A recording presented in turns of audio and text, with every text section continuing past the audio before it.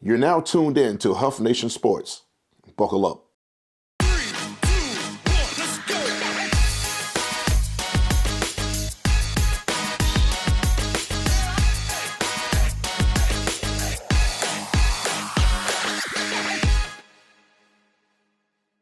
Welcome, folks. Once again, it is time for another Timeout Convo on Hough Nation Sports podcast here on YouTube. I am glad to talk to the legends, the greats of the community, Columbia, South Carolina, beyond to the nation and worldwide if we can. We have such a great list of folks we're going to bring on here. And today I am proud to call on my good brother, my friend, ambassador of basketball here, and a man that wears many hats, none other than the captain, Carey Rich. Thank you, Captain, for sharing some time with us this evening. Thank you for having me. I'm about 3 or 4 weeks removed from having knee surgery, so I'm trying to get back to some degree of normalcy. But thank you for having me. Been looking forward to it, my friend. All the time, man. We enjoy talking, man. We talk so much. We have good conversation off camera, and then we get to do it on. We've got to have conversation on air over the years as well. It's always a good time. I learn something every time, man. And quick healing, blessings set to you for your knee surgery, man. That could be, we get older, man. Those old basketball injury stuff come back on you. So, Yeah.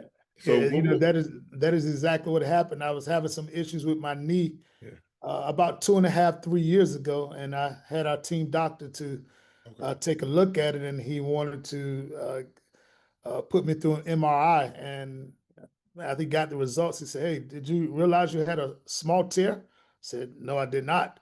Right, It's right. probably a tear from your many, many years of playing basketball. And unfortunately, that small tear grew a lot larger here over the last couple of years. So finally got the Yeah. opportunity to take care of it. I'm glad you did that, man. And Carey Rich, he mentioned team doctor. That is the University of South Carolina men's basketball team trainer. And Carey is a proud and very affluent member, influential member of Coach Lamont Parrish's staff of the University of South Carolina, both our alma mater.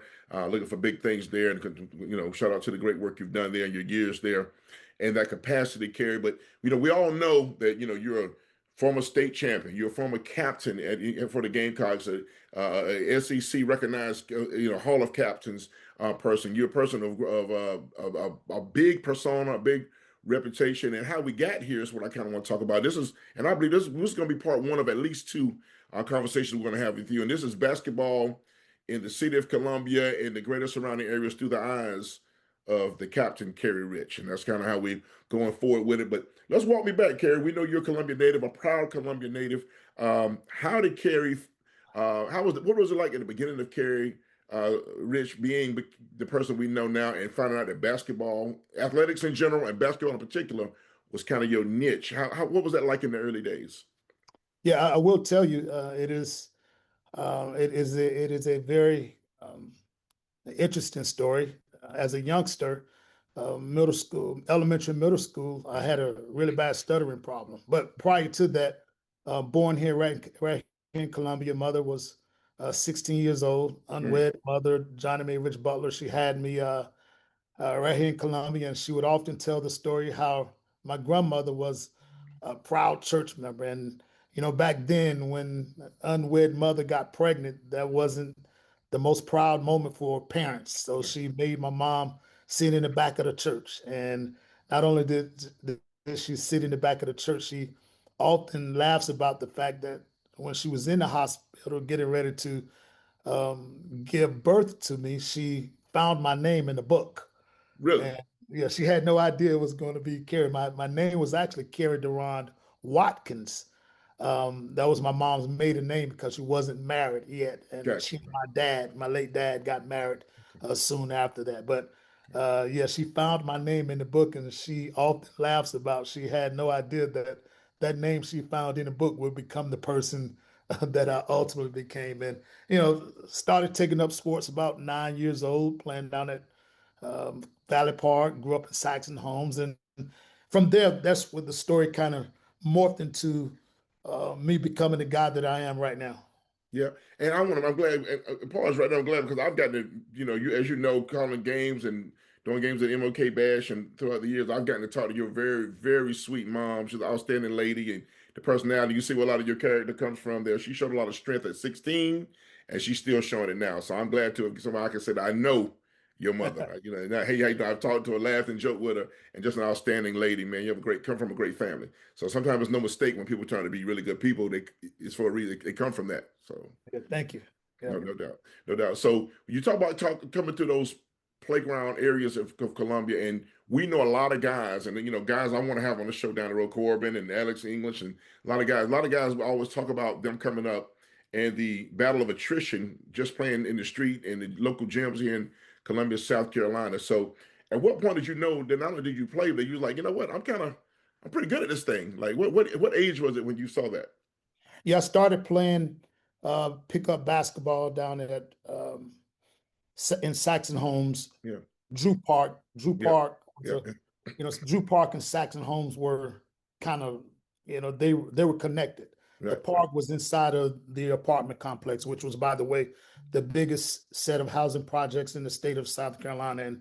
And I started out playing baseball, and the head okay, coach at the time down at Drew Park, Fred Buxton, because he would see me shooting around, and he said, "You need to come play basketball." And I tried to be stubborn at the beginning, even though all of my friends were playing basketball. I was still playing baseball. And at 9 years old, right, I had my very first basketball game, summer basketball game at Valley Park. It's now MLK Park, but it was Valley Park. And I was so nervous, oh. Stacy. My first shot attempt was at the wrong basket. Oh, So, really? So I yes, never knew that. I'm glad you told me that. yes. And so, and back then, you know, Valley Park was the hub of Columbia basketball. If you were anybody, if you were somebody that thought you were good, Yeah, or had some type of relevance in basketball, that was the hub, that was the destination. That is where everybody came to. My good friend, my really, really good friend, I call him my brother, BJ Mackey. I saw you just had on the show yeah, yeah. a couple of weeks ago. I often kid him that he was one of the few guys that had some basketball relevance that never came through Valley Park. But Yeah. he also got another opportunity because his dad was really big in the prison system, Yeah. so he would often go to the prison system to play with those Yeah. guys. And let's just say that those experiences were very comparable. But at the age of 9 years old, I started playing and started separating myself. And because anybody that was somebody played at Valley Park when it came to basketball, Yeah. at about the age of 12, I started to realize that I was separating myself. And that's when it all started. At the age of 12, I started separating myself from my peers, and knew I had a chance. And not only just did I know I had a chance, I knew at the age of 12 that basketball was going to be my ticket. Wow. That's a blessing when you can realize that the light bulb goes on that early. A lot of people don't get that clarity to later on. So that was kind of, you got your calling a little bit earlier than probably most. So talk to me about that. So that's a perfect segue into what I'm getting into. So you're right downtown. You got to play for that, put that green and gold uniform on, and play for C.A. Johnson, a school you still that's very endearing to you right this moment. Up to this day, you're very close to that community, and for that program, you always kept your hands on it and kept your eyes on it. What was it like matriculating through C.A. Johnson in those days and being hungry to try to bring some attention to C.A. Johnson and get them to a chip? Well, it's interesting that you brought up that I stayed closely involved with the C.A. Johnson high school, the community. I heard a long time ago that it is so important to never forget where you're from, because if you forget where you're from, you forget who you are. If you forget who you are, you'll never become the person that you're supposed to become. So I will ever stay connected to my roots, Saxon Holmes, W.A. Perry, and C.A. Johnson. And speaking of W.A. Perry, before I got to C.A. Johnson, we won a middle school championship as a seventh grader. Now, I Okay. will admit I didn't contribute a whole lot, but I was on that basketball team. I would get in and get a quick 4 or 6 points, and Yeah. fast forward to my eighth grade year, and man, it was crazy. Thinking back, I averaged 26 points a game in middle school at W.A. Perry. Really? You was getting buckets like that, Carey? Yeah, it was crazy. But I Okay. grew up playing against older guys on the playgrounds in Saxon Homes. I Right. grew up playing against the absolute best at Valley Park. I grew up playing against older guys. Right. My best friends, Roger Metz played at Richland Northeast, Yeah. Pete, Charles Jacobs. those guys were 2 years older, but I grew up playing against those guys. So, fast forward to C.A. Johnson after coming off the career that I had at W.A. Perry. There were big dreams, there were big aspirations, and Yeah. I didn't play varsity as a freshman full time. I only played maybe 8 games throughout that year. I played JV, scored a lot of points on JV. Yeah. And, this is where it became really, really interesting. We were living in Saxon Homes and under the Columbia Housing Authority. And my mom always took really good care of our apartment. And Yeah. even though we lived in the projects, my mom was able to provide a loving home, good furniture. She had me in church every single Sunday. So there was just a different set of rules and priorities that my mom made sure were in place while living in Saxon Home. So because she paid her rent on time and she always passed inspections, we got a great opportunity to move into subsidized housing out in Okay. Meadow Lakes during Okay. my sophomore year. I Okay. was scheduled to start Yeah. as a sophomore at C.A. Johnson. And we moved to Meadow Lakes and I went to W.J. Keenan. And the reason I went to Keenan is because, again, I knew where I wanted to go. I had big dreams and aspirations of playing big time college basketball. I wanted to Right. play on television. I wanted to play in big arenas. I wanted to fly in airplanes. I wanted to do all of those things. Yeah. Well, unfortunately, I did not have an example to follow from my neighborhood. The guys that I thought were really, really good, unfortunately, they didn't go to college. They came back to the neighborhood. So in my Yeah. mind, that's what I started thinking my life and my path could end up becoming. And you had so many voices in my head telling me Right. that if I wanted Yeah. to be able to, satisfy those dreams and aspirations, I needed to go to a Keenan or Eau Claire, AC Floor, Laura Richland to make it happen. So got the opportunity to go to Keenan. I went for 2 weeks, and man, it was crazy. 2 weeks. 2 weeks. And I was practicing with the team. And it was a big deal that Carey Rich was going to Keenan because now I got to play with my best friend, Andre Bovain. It was a big name, but I know about just socially, I was out of place. I come from my neighborhood and that area of Columbia and Keenan at the time. They were, 2-parent homes, Yeah. and Yeah. to the parking lot, you got nice cars, and at lunch, they all got $5 or $10, $15 a day. And, man, I wasn't in that position. My Yeah. family, my mom couldn't afford any of that stuff. And I was never, ever going to put her in that position to even have to ask for money. But it just felt out of place for me. So I made the decision. It was crazy. Looking back, it was a very surreal moment for me. Yeah. Even though people told me that I could never, ever accomplish what I wanted to accomplish at C.A. Johnson, I made it up in my mind at 15 years old that regardless of what any other player did at C.A. Johnson, regardless of the journey and the paths that any of them took, I was going to create my own journey, and I was still going to be able to satisfy my goals, reach my goals, and kind of satisfy those aspirations that I wanted to. So I decided that I was going to go back to C.A. Johnson. You're talking about going against the grain, and you talk about betting on myself. I Yeah. did that at 15 years old, and I ended up having to sit out my entire sophomore year because of the whole residency rules and having moved and all of that good stuff. But I practiced every single day Right. for Right. C.A. Johnson and came back my junior year. And let's just say I came out the gate and was fortunate enough to be a part of a good team. Came out the gate and kind of got some folks' attention in Columbia. You put some numbers up on him, Carey. You ran them up a little bit. Yeah, so we had a really good team, and I was fortunate enough to kind of be the leader in scoring. There you go. You get that year of working. You get your hunger was building, right? The hunger was building. Yes, it Yeah. was building, but I still played AAU, and like basketball was life to me, man. I had a maniacal approach. Like Right. Right. I often talk about there are 3 stages to this thing. You like it, you love it, you live it. I was living it at 13, 14 years old. And what I mean by living it is Right. everything I did outside of the court, all all was connected to becoming a better basketball player. If I had to cut the grass, I would cut the grass in Army boots. If I had to ride the bicycle from my house to the gym, I rode the bicycle in boots because I was of the belief that if you got your legs strong, you would jump higher. And any type of myth that I heard, I was going to do everything in my power to try to prove that myth right. Yeah.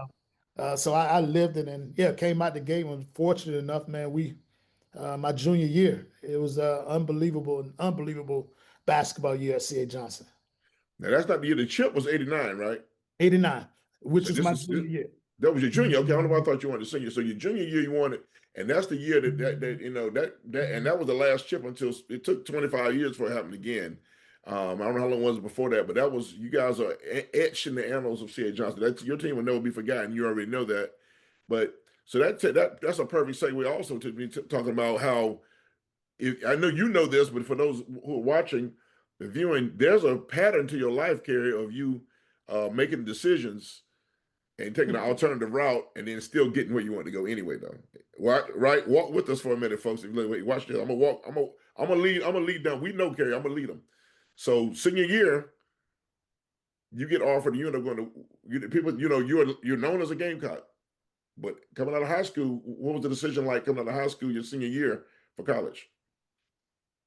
Well, if I could go back to our junior year Yeah, when go back to yeah. it was the school's first ever state championship. We won the 3A state championship. We were 18-7 that year. We lost three. We lost 7 games to 4 teams. We lost 2 to Eau Claire, who won the state championship in '89. Right. We lost 2 to Keenan, who was the #1 ranked team in the state throughout the year. Yeah. We lost 2 to Holly Hill Roberts. Sometimes a team just has your number. Right. Holly Hill Roberts was that team. Shout out to Morris Wright, man, who was an unbelievable basketball player down from that area. And we lost in a tournament to a team out of Maryland. Okay.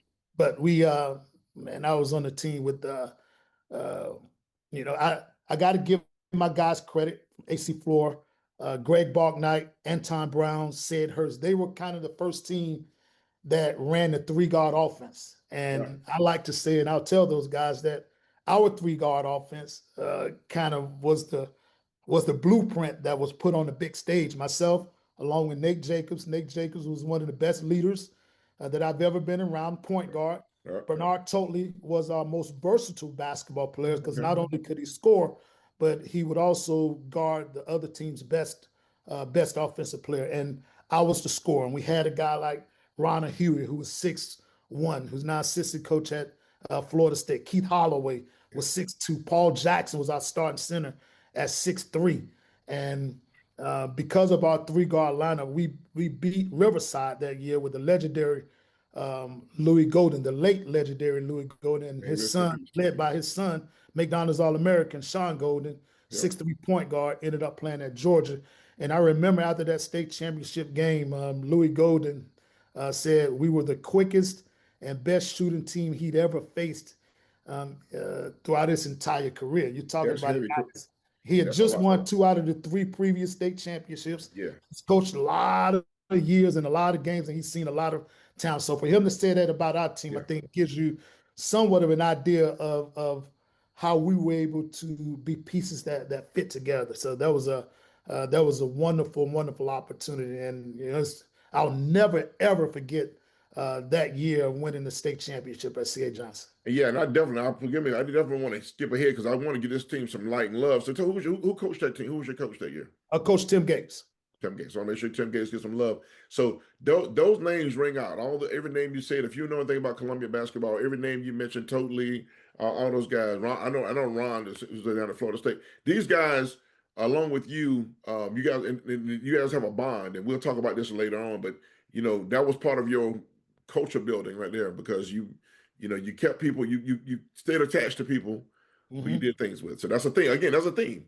So I want to get a couple of themes here with Carey Rich, and I want to make sure we let this the groundwork. There's going to be a part 2 to this, but so coming off the momentum of that, talk about coming out of that heady environment, bringing your first ever to your school that you made the decision to stay and work it out with instead of going to Keenan, right? It paid off anyway, right? So senior year comes up, and now you're a hot name. Yep. So talk about that senior year, what that's like, and you had some decisions to make, you had some phone calls, and some things going. Talk about that senior year, what it looked like for you. Well, I can tell you, even going into my junior year, playing for C.A. Johnson, I played with a chip on my shoulder. Again, everybody told me I couldn't get it done at C.A. Johnson. I needed to go to Eau Claire, Keenan, LR, AC Flora, some of the more traditionally rich basketball programs. So I had a chip on my shoulder, and I wanted to make sure when you talked about the best players in Columbia, because back then Columbia basketball was so big. Yeah. I mean, Oh if yeah. you were one of the best in Columbia, you were automatically one of the best in South Carolina, and you were revered, you were regarded in a certain way. You talk about the JoJo Englishes, the Barry Manners, the Joe Retts, and Yep. X and Ty Cormans and the Danny Pierces and so many of those guys. And I wanted a piece of that. I wanted to see at the table. And I knew coming from C.A. Johnson that there was an uphill battle. So the one thing that I knew, well, two things I knew. My team needed to be good, and I needed to also have some individual success within my team's success. And Absolutely. if I do that, they couldn't ignore me, whether I was at C.A. Johnson, whether I was at W.A. Perry, or whatever. And so that became my motive. That became what I wanted to do. And coming into my senior year, you couldn't talk about Columbia basketball. You couldn't talk about South Carolina basketball without my name being a part of it. And that's all I wanted to do. I wanted to be at the table, and was fortunate enough to be able to create some value and some relevance for myself. And, that kind of created what was next. And what was next was, going to Western Carolina. Now, I will tell you that is, with all due respect to Western Carolina and Greg Block, the head coach there, I never, ever, ever wanted to go to Western Carolina. But I guess there's some good that comes out of everything. And again, I still got this chip on my shoulder. I told all of my close friends that before I went to Western Carolina, because in my mind, I'm thinking about the guys that I went up against: Andre Bovain, Yeah.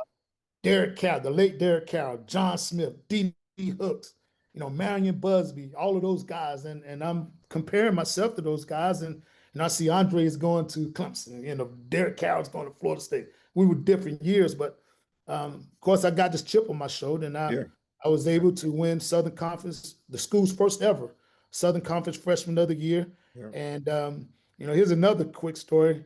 I wasn't coming to South Carolina because South Carolina didn't, they had a coaching change. I was going to play at Clemson. It was all set up for me to go play at Clemson. I'd already had indirect conversations with the coaching staff and so on and so forth. And it was understood that I was going to play at Clemson. But man, the good man upstairs knows best, right? Because I just think about what my life Yeah. could have been if I had not come to the University of South Carolina. Not to disparage Clemson at all. No. I appreciate much respect for Yeah. that university, but I just know what and how my life has turned out by coming to the University of South Carolina with the relationships and the access and just the many, many opportunities that have been presented to me that I quite frankly don't think could have happened if I would have gone to another school. Exactly. And I'm glad. I wanted to definitely make sure we got to that in this part one of this, Carey Rich, the basketball through the eyes of the captain, Carey Rich. I want to get to that because you told me that story. I knew that story. I wanted to put that out to the public because it could have gone, it's almost hard to imagine because you're so Gamecock, it's so, Yeah. you're so synonymous with Carolina. It's like, it's hard to even make that mental shift to what Carey Orange or not. Nah, I don't even, but it was, but like you said, the man upstairs, things happen for a reason. Yeah.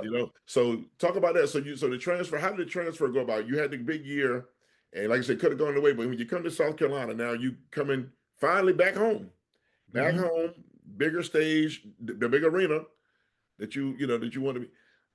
Talk about that feeling, leaving, leaving Cullowhee, I believe it is, right? Cullowhee, North Carolina. Cullowhee, North Carolina. I know a little bit about West Carolina. Cullowhee. Think about this, Stacey. I'm coming from inner city Columbia. And Cullowhee is so different. People don't know. People don't even know. Yeah, I know a little bit about. It's a whole different vibe. Yeah. So talk about that coming back to the metro and what it was like getting ready to now put on that garnet and black. What was that like for you? Well, it's what I wanted. I wanted the big stage. I thought I was good enough to play on the big stage, and the first thing I had to do was snap out of being roommates and suite mates with my childhood idols, Barry Manning, Joe Rett. Again, I go back to how big high school basketball was, being a teammate of JoJo English. I used to idolize those guys. JoJo English gave me a pair of shoes after one of their basketball games, almost like one of those Mean Joe Green commercials. Yeah. That's So, wow. so now these guys are who I've idolized, Yeah, guys that I've emulated, guys that I wanted to be like, and I had to snap out of, you know what? You're not one of them. And if you're going to continue to idolize them, you're going to get run out of the gym very quickly. And this experience that you've been wanting isn't going to go well for you at all. And that was the big thing. And also, man, a lot of people don't know this. I had a really bad stuttering problem coming up, and because of that, I kind of built a wall around myself outside of my immediate circle, my immediate group of friends. right. Um, on the basketball court, it didn't matter whether you stuttered or not. It was all about whether you could produce. And Absolutely. fortunately, I was able to produce. So coming to South Carolina, I had to embrace the big stage. I had to embrace everything else that came along with it. I had to embrace constantly being in the public eye. And my first year here was our first year into the SEC. Yeah. So the stage that I thought was in place became bigger Right. because Yeah. of the now being a part of the SEC. So I embraced it and just took advantage of every opportunity. But it all started on the court, and I realized someone telling me that this basketball court is a platform for you. It's a stage, and you're auditioning for whatever opportunity that these basketball games could produce. And there was one other thing that someone told me, Stacy, that I'll never forget. He said one of the biggest misconceptions is it's all about who you know, and he said that's not true. It's all about who knows you. And I made sure that I was going to be known by the right people by the time I left South Carolina. And you've done that. And that's one of the pillars we're trying to do in part one here is talk about your origin, your some of your high achieving moments, and definitely an overarching theme of the story of Carey Rich and why it's so interesting to basketball through your eyes and how you got to be in the place that you are right now. I call you the ambassador, I call you the alderman, some people call you the mayor. You're a connector. Because some of the names you just mentioned already in this interview, just in the flow of the conversation, you had them and me all together watching a football game a couple of months ago. You're a person who puts people together. You know what I'm saying? Yep. That's a point guard mentality of life, and we're going to touch on that. That's a theme. That's another theme, right? So with that being said, and we're gonna do about 15, 20 minutes in this part one, folks. We got part two. We're gonna have Carey. I know that I'm telling him now. First time I'm telling you, we're gonna Carey rank some of his top 10 or so athletes he's seen out of his eyes in the Midlands. We have Carey talk about some of the teams he's seen and some of the teams from era to era that could play in any era. We get to that. That'll be part two. But in this part right here, you had Carolina. You just set the stage. You talk about JoJo, and you had to change your mindset. You are a person who you've shown high confidence in yourself. I want to take time out for a moment to thank the sponsors that make it all happen here at Hough Nation Sports. I want to thank Rockamoss and rockamoss.com. Fuel your glow from the sea below. Go to rockamoss.com for all of your sea moss needs. Of course, Alpha Insurance Solutions, LLC, for all your insurance needs. Reach them at 803-427-1327. Then, when it comes to real estate, for all your home buying and selling needs, it is Karen Alexander and her outstanding staff at SM Realty and Associates, LLC. The number 803-445-7185. The email KarenAlexander773@gmail.com. Once again, for all your home buying and selling needs, SM Realty and Associates, LLC. And want to thank GFHRsports.com. And NIL attorney can help you with all your NIL questions and concerns. Go to the website, GFHRsports.com, when it comes to NIL. And now, back to the episode. Coming into Carolina, it was a battle at Carolina. You're right. With all this talent around, you had to change your game a little bit when you got to Carolina, right? You've always been a scorer. Mm-hmm. You got to change your game a little bit. Now you got to become the captain, the leader, and the guy who may not be getting all the buckets, but the guy can score when he needs to. Yeah. But looking out for others. Talk about that mentality change as you grew into the Carey Rich that became the captain of the chosen leader of the team. Yeah, it was certainly an adjustment because if you go back to all of my years prior to getting to South Carolina, I was a scoring guard. Yeah. But at that level back then, there were not a lot of scoring guards. If you were a scoring guard, you were probably going to the NBA. Very respectfully said, I knew that wasn't going to be my path.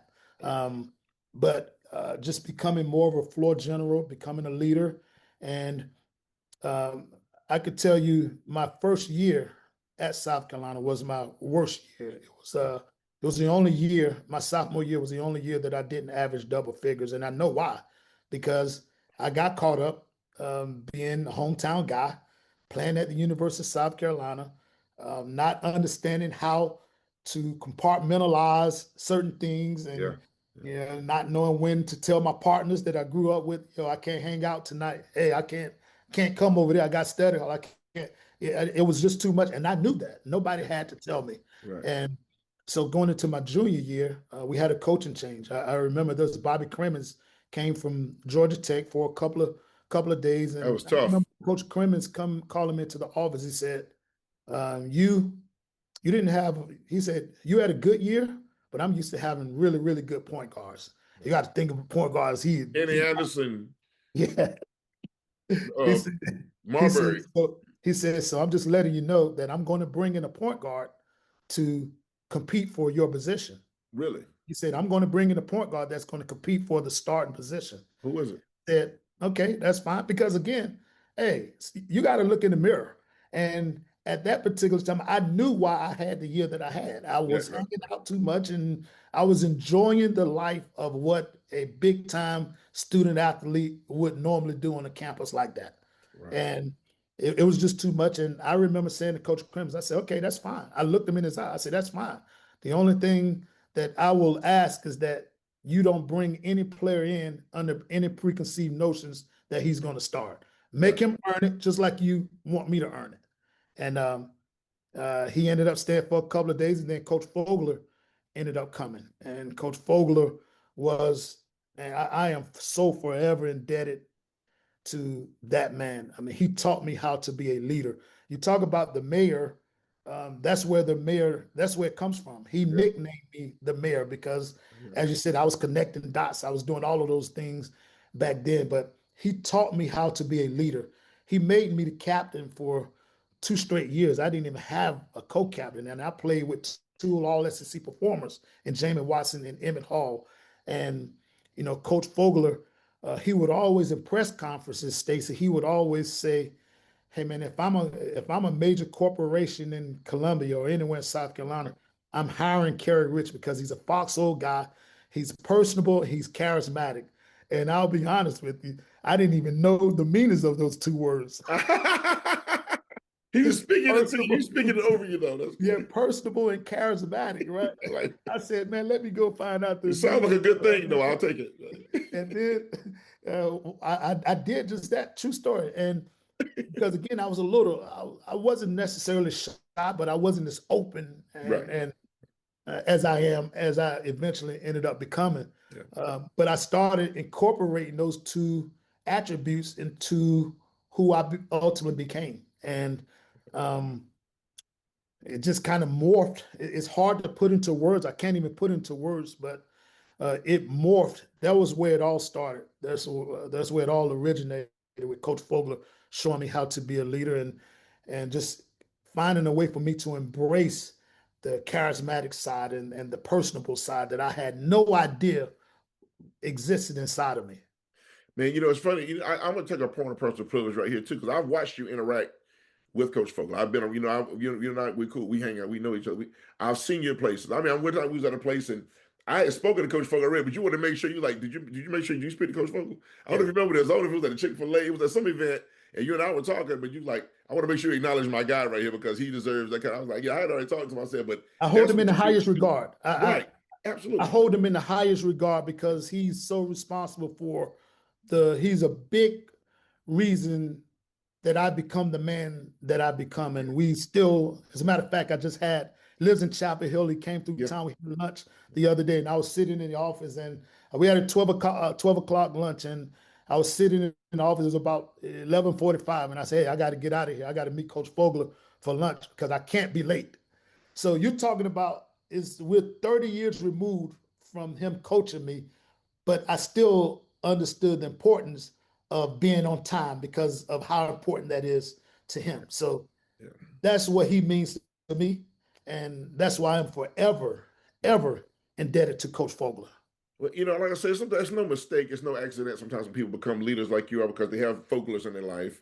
and people like and a mom like it, So and I told a story you probably saw. I think I told on the BJ Mackey interview as well. But I've seen Coach Fogler come to AAU gyms in tiny corners up in Yep. Rock Hill, South Carolina, or Lexington to watch just because Aaron Lucas is one of the coaches and Herbert Lee Davis and William Yep. Gallman, and I'm just sitting there. I'm with those guys. He coming and we all taking pictures together. I'm like he's like a Papa Bear. And Yep. when he walked in the room, they all jumped up and they walk over to him and speak. It's beautiful to see.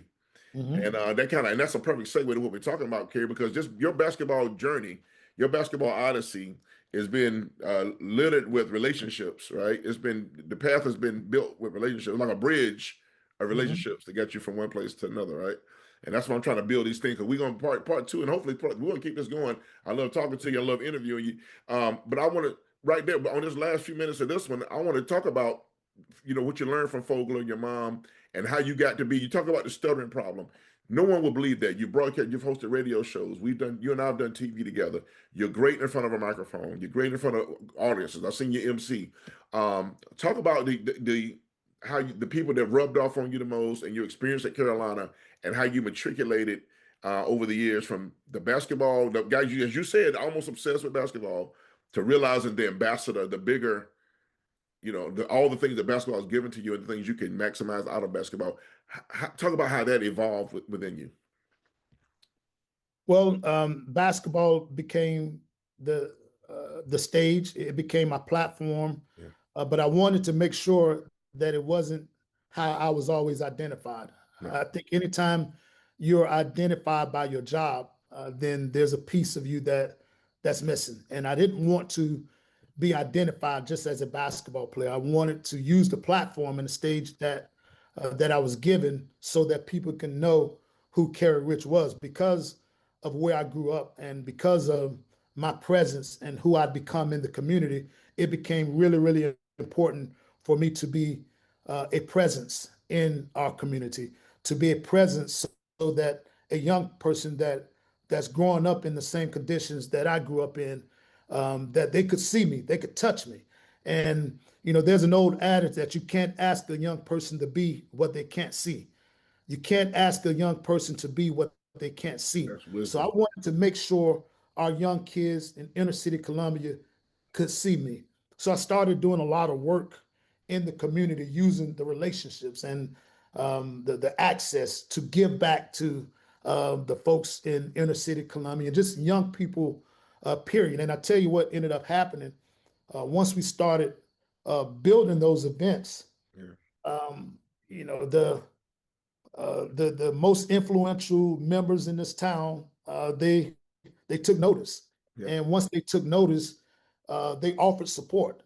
And once they offered support, for me, it was all about turning that support into relationships, turning those relationships into friendships. Absolutely. So that those relationships aren't transactional. So when the business leaders, when the community leaders, when the educational leaders, when the law enforcement leaders, when all of those individuals or groups of individuals had special events, Carey Rich would show up to support.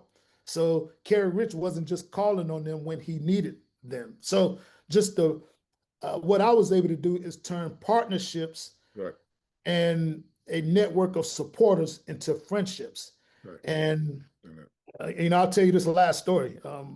And I've had the fortune of working for Mayor Steve Benjamin, the city manager Teresa Wilson, and a lot of great individuals.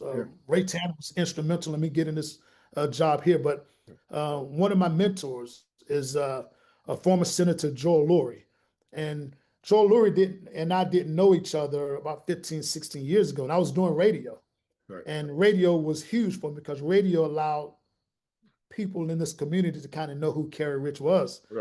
And Joel Lurie reached out through a mutual friend of ours and asked, and he was senator at the time, he asked, would I mind having lunch with him? And I'm thinking to myself, like, are you freaking kidding me? Absolutely. I love to have lunch with you. So we went to lunch. And at that lunch meeting, it was one of the most profound moments in my life. Because he said to me, and again, I'm just oblivious to all of it. I'm just doing what I do. And he said, I don't know whether you realize this or not, but you gained a high level of trust, a high level of credibility in the Gamecock community and this community as a whole, People trust you, people like you. And as a result of that, you've created a brand. So now I've created a brand without even thinking about it. I'm just doing the work. And he said, so by creating the brand, you can do one or two things. You can enhance it, or you can allow it to stay where it is based on a few things, based on who you hang out with, the places that you hang out at, the words that you speak when you're in front of a mic, the way that you carry yourself. And if you do those things with what I just told you in mind, you have a real good chance of growing that brand. And I walked out of that lunch with intentionality. I walked out of that lunch with a different focus, with a mindset of growing the brand without chasing anything. And that is why I think some of the stuff some of the stuff that's happened for me and for the people that are around me is because I never chased it. I never uh, ran behind a title. I never ran behind status. I never ran behind power. I never did any of those things. And unfortunately, we've seen a lot of those things happen from some of our leaders. I never was able to do any of those things. I'm never going to do it, and that's why I think we've seen this morph into what it's become. And at some point along the way, when you're talking about your journey, that story can't be about you. You got to find a way to make sure that journey involves other people that you can help. And that's the one thing that I've been very intentional about, making sure I have a platform big enough and have enough resources to help those around me. And you've definitely done that, man. I think it's an art to knowing how to use tactical diplomacy and knowing how to build relationships. I think you've definitely mastered that. And I'm glad we got a chance to talk on this particular time. This is part one, Carey. Well, we're gonna promise right here on air to reconvene and do it again, and we're gonna get to the meat and bones of it because everybody wants to know what Carey thinks about. You're gonna put me on the spot, huh? You're gonna put me Absolutely. on the So I'm spot. giving you. So yeah, you got a few weeks. You got a few weeks to get together. We'll come back a little later in the summer, and we're gonna do another one of these. And I'm gonna ask you to get down to the nuts and bolts. You mentioned some. You threw some names out here. We're gonna have you talk about who was the top of the top, the best athlete, the best shooter, the best coaches, the best teammates you had, high school and college. And right now, I ask you one version of a question that I will ask in the next episode. Is what I'm gonna ask you when you look back. The Midlands area has been, we know he's produced so much. Dylan Jones just got his second chip. Didn't play a lot of minutes. He just got 2 chips back to back. But talk about the Midlands and your affinity for the young kids that we come out put out of this area. How do you? I mean, and your job now. We know you're a college coach, but you did things when you were not tied to the NCAA, like the Pro Am and the MLK badge. You were part of things to watch these young kids, give them a vehicle to show their skills. How do you feel looking back at some of the products that have come out of this area? Well, it warms my heart, and I also feel an obligation to use my position to help. I'm not in this position that I'm in without Columbia basketball. Columbia basketball raised me, and there's an obligation. The late Coach Glenn, the late Coach Williams, Coach Trapp, Coach Childers, those guys passed the baton to me to carry on the legacy. And because of that, I've been very intentional in helping grow the game of basketball here in the Midlands. And all of the forefathers that I mentioned earlier, those guys laid the foundation. Those guys allowed Columbia to be a destination. And then what I've tried to do is, even with Watch Fox Television, I was fortunate enough to be able to have a conversation about, because at the beginning, you remember it was only football. Right. Oh yeah. It was only football. I know. Right. On Watch Fox Television with Corey Miller at the time, and I remember saying to Corey, I said, "Hey man, you got to get me in front of the GM. I want to plead my case. I want to bring up basketball. I think we should do the same for basketball." And a couple of years later, now we have Thursday night basketball for high school, which you were a big part of that. I was a part of it before I took this job, and of course I'm a little handcuffed now. I can't absolutely have as much autonomy. I don't have as much freedom to be able to do those things. But I was part of the Chick-fil-A. We created the MLK badge.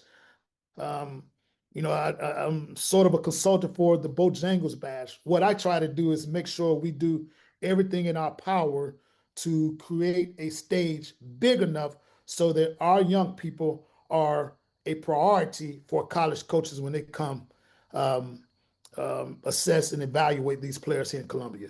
You've done a great job with all that. I'm blessed to have been on the mic with you, share. You and I got some regular season games. We got to call some classic championship games. You and I, Yes. and the clips are still out there going viral around on the internet. And maybe one day, way down the road again, we'll do it again sometime. But if nothing else, they can't take that from us. We have some great calls. We did. It was fun. I learned a lot. And I tell people all the time. I said when I was calling games with you, I'm a student. I'm the play-by-play guy, but I'm learning. And I'm like, Carey got such a wealth of knowledge. Every time I did a game, I felt a little smarter. I feel like I was a little bit more of a basketball guy when I walked out of that. Yeah, well, don't shortchange yourself. You're very knowledgeable, and you know a lot about basketball, football. And by the way, thank you for everything that you've done and you continue to do with your voice and doing it with such passion and doing it in a way to where you showcase our young people. And in today's society of so many challenges that our young people are subjected to, Yeah, man. we have to continue to use our platform to tell the good stories. We have to continue to motivate our young people and build them up with a ton of confidence and belief so that they can also create a path that allows them to at some point be able to give back to the young people that are behind them. You know what? I appreciate you saying that. Your words mean a lot to me. And we both share that. It's a labor of love. And I think we do it for the right reason and it works out for us. And I'm glad to be able to do it. I'm going to do it until they take the microphone. If they take it, I'll do it on here. But I'm always going to lift up our kids because the ones who are doing it the right way and going to school and playing sports and extracurricular activities, we need to make sure they get that light shine on them and make sure people know that encourage them to keep doing that. So, Carey, with that being said, man, I appreciate you taking time. This is part one. At least two, folks. I think I can get these. He's a busy man. I think I can get him for two. We may push him for three, but we're going to at least do another because we're going to come back and get to the flesh and bones of Columbia, Midlands basketball, and a little bit and beyond around the state of who's. We'll go from the 80s and bring it up to today. You're going to ask me to do something that I've refrained from doing forever. Ranking players and ranking teams. I'm going to get you to do it, man. If anybody can, that's my guy. I believe I might get him to do it. And we'll do it. It's going to be hard now. We'll do it with a soft caveat. We'll make it where you don't put no numbers on it. Just give me 10. You ain't got to put no, give me 10 or 15, and that way you got to put no numbers on them. How about that? I like that. And then people shake it up. At its finest. Diplomacy at its finest. I'm learning from you. I'm learning from the alderman. The alderman, Mayor Carey Rich, Rich, the guy. That's my guy. So we're going to let other people debate themselves where you really wanted to put him. He didn't say it. He didn't say it. He just gave you 15 names. Absolutely. My guy, thanks for spending some time tonight, man. Enjoy your rest of your evening, and I appreciate you always doing what you do. And stay tuned for part two coming up. This is part one. Stay tuned for part two. Carey Rich, a basketball journey, a basketball odyssey, if you will, through the eyes of Carey Rich, Midland's own iconic basketball personality. Appreciate you, my guy. You have a great evening, and we'll see you down the road on our next version, part two. Appreciate you, my guy. Looking forward to part two. Thank you so much for having me. No problem. Appreciate you, my guy. Timeout Convos, Carey Rich.